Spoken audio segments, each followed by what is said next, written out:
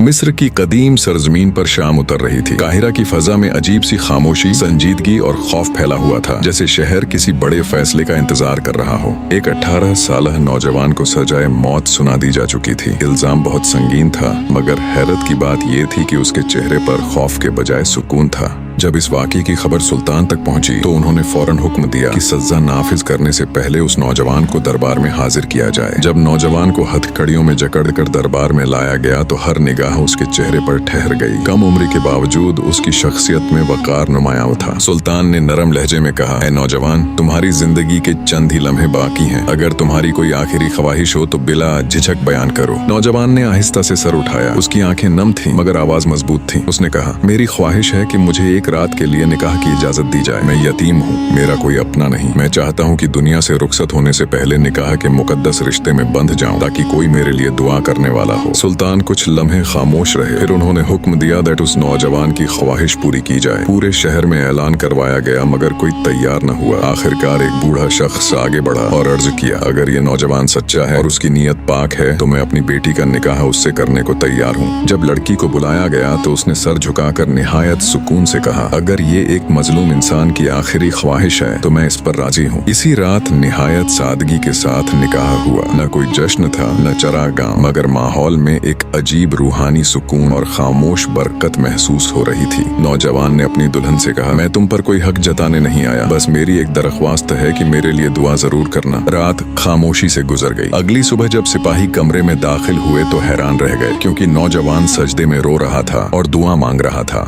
जबकि उसकी दुल्हन एक तरफ बैठी निहायत सुकून के साथ कुरान पाक की तिलावत कर रही थी और पूरा कमरा रूहानी कैफियत से भरा हुआ महसूस हो रहा था। जब नौजवान को दोबारा दरबार में पेश किया गया तो सुल्तान ने पूछा, तुमने अपनी आखिरी रात कैसे गुजारी? नौजवान ने आजिजी से अपना जवाब देना शुरू किया। उसने कहा, मैंने पूरी रात अल्लाह ताला से माफी, रहम और अपनी बेगुनाही की दुआ मांगी, क्योंकि मेरा यकीन सिर्फ अल्लाह की अदालत पर था। इसी दौरान एक वजीर घबराहट के आलम में दरबार में दाखिल हुआ। उसके हाथ में एक खत था और उसके चेहरे पर हैरत और परेशानी साफ दिखाई दे रही थी। वजीर ने कहा, ऐ सुल्तान, असल मुजरिम गिरफ्तार हो चुका है। उसने एतराफ कर लिया है कि जुर्म उसी ने किया था और नौजवान बेकसूर था। पूरा दरबार खामोश हो गया। सुल्तान फौरन अपनी जगह से उठे और नौजवान के करीब आकर फरमाया, अल्लाह की अदालत सबसे बड़ी है, तुम्हारी सच्चाई ने तुम्हें बचा लिया। नौजवान को फौरन आजाद कर दिया गया। सुल्तान ने न सिर्फ उसे रिहाई दी बल्कि इज्जत और एहतराम के साथ दरबार में एक आला मनसब भी अता फरमाया।